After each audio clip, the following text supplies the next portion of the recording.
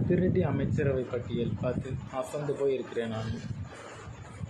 விஜய் அவர்கள் சிஎம் ஆவார்னு யாராவது எதிர்பார்த்தாங்களா?